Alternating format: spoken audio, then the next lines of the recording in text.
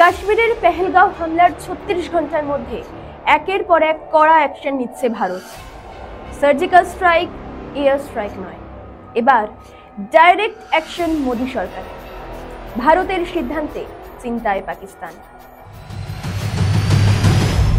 পাকিস্তান জানে সম্মুখ সমরে ভারতের সামনে তারা টিকতে পারবে না, তাই কখনো মুম্বাই, কখনো পুলওয়ামা, কখনো পেহেলগাঁও করে ভারতে অস্থিরতার পরিবেশ সৃষ্টি করছে। পাকিস্তান জানে ভারতীয় সেনা পাকিস্তানকে ম্যাপ থেকে মুছে দিতে পারে, তাই হিন্দু মুসলিম দাঙ্গা লাগিয়ে ডিভাইড অ্যান্ড রুল পলিসি খেলছে। 1971 সালের মতো এবারও পোশাক খুলে নিশ্চিত হয়ে হিন্দুদের বেছে বেছে মেরেছে। প্রশ্ন একটাই, সে হিন্দু কিনা? এত কিছুর পর কি দেশের সরকার বা দেশের লাখ লাখ সেনা চুপ করে বসে থাকবে? 370 ধারা বাতিলের পর দেশের স্বরাষ্ট্রমন্ত্রী ও প্রধানমন্ত্রী বলেছিলেন কাশ্মীর এখন সুরক্ষিত। স্বরাষ্ট্রমন্ত্রী আপনার অভয়বাণীর পর প্রতি বছর কোটি কোটি পর্যটক নিশ্চিন্তে কাশ্মীরে যাওয়া শুরু করে, কিন্তু প্রতি বছর যেখানে 2 কোটির বেশি পর্যটক হচ্ছে, সেখানে কেন এত বড় হত্যাযজ্ঞের সময় একজনও পুলিশ বা সেনাকর্মী ছিল না? আতঙ্কবাদী ও পাকিস্তানের বিরুদ্ধে অবশ্যই কড়া অ্যাকশন হবে।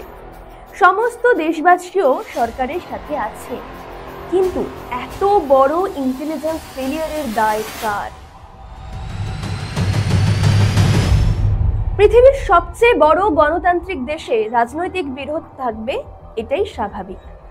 তবে ভারতে বৈচিত্র্য যেমন আছে, তেমনি বৈচিত্র্যের মধ্যে ঐক্যও রয়েছে। আর কোথাও যেন সমস্ত রাজনৈতিক দল বা সাধারণ মানুষ এই একতার বন্ধনে আবদ্ধ।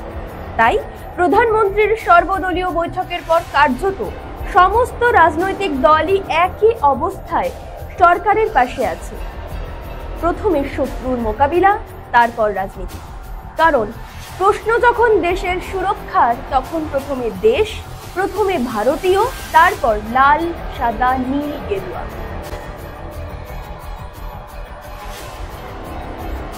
1947 সালে ভারতবর্ষ 2 ভাগে ভাগ হয়, ভারত ও পাকিস্তান। যার এক ভাগ হয় মুসলিম দেশ, আর আরেক দেশ হয় সেকুলার বা ধর্মনিরপেক্ষ। তাহলে হিন্দুস্তানে হিন্দুদের জন্য কি রইল? 1971 সালে পাকিস্তান 2 ভাগে ভাগ হয়। পূর্ব পাকিস্তান থেকে কোটি কোটি হিন্দু ধর্মীয় উৎপীড়নে ভারতে চলে আসে, যার ট্রেন্ড এখনো বর্তমান। 1971 সালের যুদ্ধে হিন্দুদের পোশাক খুলে বেছে বেছে মারা হয়েছে, যার পুনরাবৃত্তি স্বাধীন ভারতবর্ষে আবার হলো। যে দেশের প্রধানমন্ত্রী হিন্দু, স্বরাষ্ট্রমন্ত্রী হিন্দু, প্রতিরক্ষা মন্ত্রী হিন্দু, রাষ্ট্রপতি হিন্দু। কাশ্মীরের এই হিন্দু নিধন হামলা প্রসঙ্গে নিহত বিতানের পিতা বলেন, হিন্দু হওয়ার জন্য পূর্ব পাকিস্তান থেকে পালিয়ে এলাম, এবার কোথায় পালাবো? প্রশ্নটি শুধু বিতানের পিতার নয়, প্রশ্নটি অনেকেরই। মালদহ থেকে মোথাবাড়ি, মুর্শিদাবাদ থেকে পেহেলগাম আক্রান্ত সেই হিন্দুরাই। নিন্দুকরা বলেন বিজেপি সাম্প্রদায়িক দল, হিন্দু রাষ্ট্র ঘোষণা করতে চায়, হিন্দুদের ভোটেই ক্ষমতায় এসেছে। তাহলে হিন্দুরা কেন আক্রান্ত হচ্ছে? আর তথাকথিত কিছু সেকুলাররা এর মধ্যে হিন্দুত্ব গুলিয়ে দেওয়াকে রাজনীতি দিচ্ছে। যদি ধর্ম দেখে মেরে ফেলা যায়, তাহলে সেটা লুকোনোর বা গুলিয়ে দেওয়ার চেষ্টা কেন? দীর্ঘ পরিকল্পনা নিয়েই হিন্দুদের বেছে বেছে মারা হয়েছে। প্রথমত, ওয়াকফ বিল আবহে দেশ যখন উত্তাল, ঠিক তখনই হিন্দু মুসলিম দাঙ্গা সৃষ্টি করে দেশকে 2 দলে ভাগ করে দেশের মধ্যে অস্থিরতা সৃষ্টি করে দেশের শক্তি অর্ধেক করে দেওয়া এবং ঘরের মধ্যেই শত্রুতা সৃষ্টি করা। দ্বিতীয়ত, কাশ্মীরে পর্যটক আসা বন্ধ করে কাশ্মীরিদের রোজগার বন্ধ করে দেওয়া। বেকার হয়ে পড়বে সেখানকার যুব সমাজ।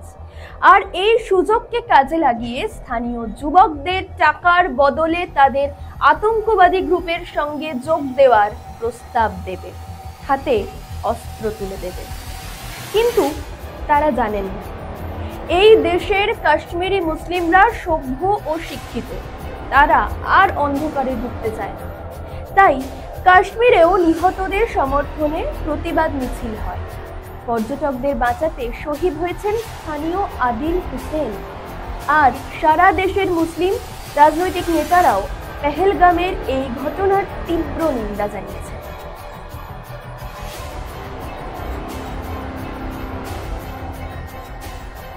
কাশ্মীরের 90% আয় আসে পর্যটন থেকে। আর এই ঘটনার পর থেকে সাধারণ মানুষ কাশ্মীর যেতে দুবার ভাবতেন। 370 ধারা চালুর পর কাশ্মীরে পর্যটকের সংখ্যা কয়েক লাখ থেকে বেড়ে কয়েক কোটিতে পৌঁছেছে। আগামী দিনে সেই সংখ্যা তলানিতে ঠেকবে। এতে ক্ষতি হলো কাদের? প্রশ্নটা কাশ্মীরবাসীদের জন্য নয়। স্থানীয় আশ্রয় না পেলে এত বড় হামলা হওয়া সম্ভব নয়। তাই ঘরের শত্রুদের ঘরের লোকেদেরই খুঁজে বার করতে হবে। কোনো সন্দেহজনক কিছু জানতে পারলে প্রশাসনকে জানাতে হবে। পেহেলগাঁওয়ে হামলার 36 ঘন্টার মধ্যেই একের পর এক কড়া অ্যাকশন ভারতের। পাকিস্তানকে হাতে নয় ভাতে মারার মাস্টার প্ল্যান মোদী সরকারের। 48 ঘন্টার মধ্যে সমস্ত পাকিস্তানিকে ভারত ছাড়ার নির্দেশ দেওয়া হয়েছে। সমস্ত পাকিস্তানিদের ভারতে আসার সমস্ত ভিসা বাতিল করা হয়েছে। নতুন করে আর কোনো ভিসা দেওয়া হবে না। সমস্ত ধরনের চেকপোস্ট বন্ধ থাকবে। সমস্ত রকম বাণিজ্যিক চুক্তি বন্ধ। আর সবচেয়ে বড় পদক্ষেপ, সিন্ধু জলবন্টন চুক্তি প্রত্যাহার। 1960 সালের 19 সেপ্টেম্বর এই চুক্তি স্বাক্ষরিত হয়।